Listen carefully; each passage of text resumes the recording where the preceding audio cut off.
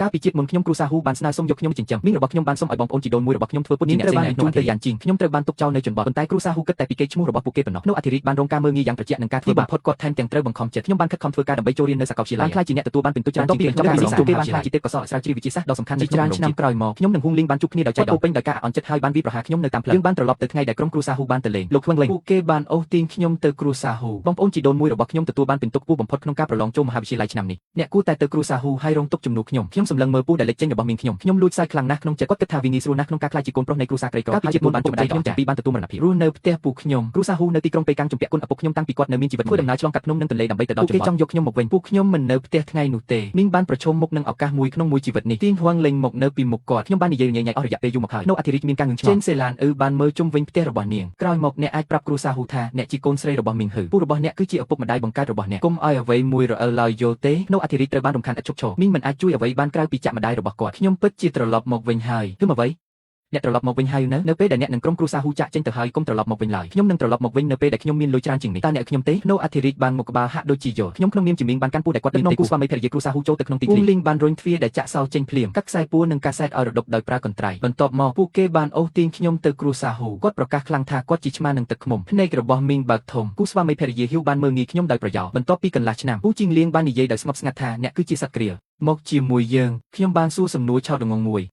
ន្លែងដែលត្រូវទៅនៅយ៉ាងជីង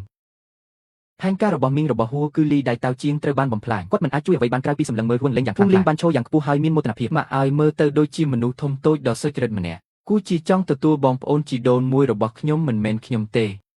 េគ្រូបាននិយាយថាការកុហកគឺជារឿងខុសខ្ញុំជាកូនល្អអ្នកមិនអាចកុហកបានទេពូជីងលៀងសម្លឹងមើលមីងរបស់គាត់មីងខ្ញុំញ័រខ្លួនដោយមិនអាចទប់បាននាងអាចត្រពោះរបស់គាត់ដែលមានផ្ទៃពោះ7ខែបានតែដោយដៃខាងត្រូវបានទាញឆ្លងកាត់យកជននោះបានស្ដីបន្ទោសម្យ៉ាងវិញទៀតលោកស្រីហ៊ូមានចំណាប់អារម្មណ៍ល្អចំពោះភ្នូអធិរាជមនុស្សពេញវ័យមានចិត្តលោភលន់ពេកក្មេងនេះពិតជាមានប្រាជ្ញាណាស់នៅអធិរាជពីជាតិមុនរបស់នាងបាននៅជាមួយអ្នកស្រីហ៊ូអស់រយៈពេលជាច្រើនឆ្នាំតែខ្ញុំអាចមិនដឹងថាគាត់មានចរិតឆេវឆាវហើយមិនអាចកប់ចិត្តគាត់បានដោយវិណាជាខ្មោចយូយើងលេងបន្ទាប់មកបានអង្គុយចុះពាក់កណ្ដាលគាត់លូកដៃមកអង្អែលស្មាខ្ញុំស្នាមខ្សែពួរនៅលើដៃរបស់ខ្ញុំអាចមើលឃើញយ៉ាងច្បាស់កាសែតនៅតែជាប់នឹងសក់សូម្បីតែក្រុមគ្រួសាររបស់អ្នកក៏មិនបានប្រព្រឹត្តចំពោះអ្នកល្អនៅទីនេះដែរប្រសិនបើអ្នកមកជាមួយយើងខ្ញុំនឹងធ្វើឲ្យប្រកាសថាអ្នកមានអាហារគ្រប់គ្រាន់សម្រាប់ញ៉ាំនិងវាក៏នឹងដល់ជូនអ្នកនៅធនធានអប់រំដ៏ល្អបំផុតផងដែរការមានអាហារគ្រប់គ្រាន់និងស្លៀកពាក់គ្រប់គ្រាន់គឺជាធនធានអប់រំនៅក្នុងទីក្រុងយ៉ាងជីងនោះហើយជាអ្វីដែលខ្ញុំចង់បានបំផុតដោយមិនស្ទាក់ស្ទើរខ្ញុំបានយល់ព្រមនៅពេលដែលខ្ញុំកំពុងនិយាយជាមួយហ៊ូយេងឡែងពីជ្រុងភ្នែករបស់ខ្ញុំបានឃើញហ៊ុនលេងកំពុងច្របាច់ផ្លូវរបស់នាងដោយលូតលាស់ទឹកភ្នែកបានហូរឡើងនៅក្នុងភ្នែករបស់នាងទឹកមុខរបស់លោកស្រីហ៊ូពោពេញដោយការអាណិតអាសូរពេលឃើញវាគាត់បានសន្ទនាជាមួយមីងរបស់គាត់ជាចុងក្រោយការសម្រេចចិត្តមួយត្រូវបានធ្វើឡើងត្រឹមតែចង់យកខ្ញុំទៅចិញ្ចឹមពួកគេក៏នឹងឧបត្ថម្ភសិក្សានុសិស្សដែលកំពុងសិក្សានៅគាត់មានអាយុ18ឆ្នាំសូម្បីតែភ្នែករបស់ពួកគេក៏បានផ្លាស់ប្ដូរនៅអធិរាជគោរពដល់គូស្វាមីភរិយាគ្រូសាហូរបស់ខ្ញុំបានរៀបចំពិធីជប់លៀងមួយនៅក្នុងភូមិបន្ទាប់ពីគាត់ត្រឡប់គ្រូសាហូត្រូវបានអញ្ជើញឲ្យចូលរួមពិធី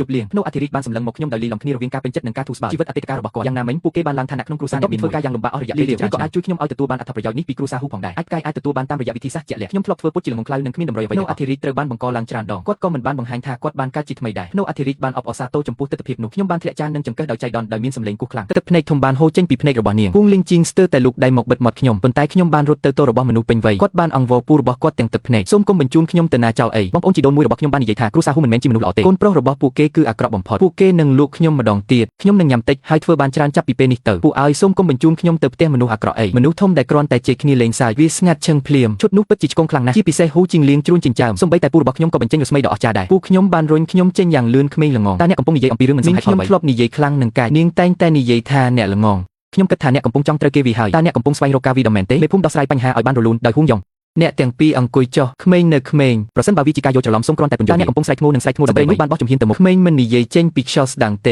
េមាននរណាម្នាក់បាននិយាយអ្វីមួយទៅកាន់គាត់មេភូមិបានហៅចៅប្រុសរបស់គាត់ឈ្មោះហ៊ូងយ៉ានមកជួបហ៊ូងយ៉ានបានរៀបរាប់លម្អិតអំពីអ្វីគ្រប់យ៉ាងដែលហ៊ូងលេងបាននិយាយវាម្ដងទៀតមីងជន់ជើងដោយក្តីបារម្ភហើយអ្វីបានជាអ្នកបង្កើតរឿងគួរឲ្យអស់សំណើចបែបនេះអំពីហ៊ុនលេងរបស់តែដំបូងឡើយខ្ញុំកំពុងអង្គុយនៅតុតែមួយជាមួយក្រុមម្ដាយរបស់ពួកគេក៏បានហៅពួកគេមកលេងការរៀបរាប់ឡើងវិញទាំងអស់គឺស្ទើរតែដូចគ្នាមុខរបស់ពួកខ្ញុំមើលទៅអាក្រក់ខ្លាំងណាស់ធ្វើជាវីរបុរសហ៊ូងលីងក្រោកពីព្រលឹមគាត់អាចត្រឹមតែសុំទោសគូស្វាមីភរិយាគ្រូសាហ៊ូដោយឆ្កងប៉ុណ្ណោះហ៊ូជីងលៀងបាននិយាយដោយត្រជាក់ថាក្មេងនិយាយអ្វីពេលដែលពួកគេគ្មានទោសពេលយ៉ាងនេះវាទំនងជាអ្វីដែលមនុស្សធំបាននិយាយដំបូងឡើយយើងគ្រាន់តែមានបំណងយកសំណាបស្រូវមកដាំប៉ុណ្ណោះចាប់ពីពេលនេះទៅខ្ញុំនឹងត្រូវរំខានគ្រួសាររបស់អ្នកដើម្បីមើលថៃហ៊ុងឡែមីងមានអារម្មណ៍ថប់បារម្ភគាត់លូកដៃទៅចាប់អាវធំរបស់ប្រពន្ធគាត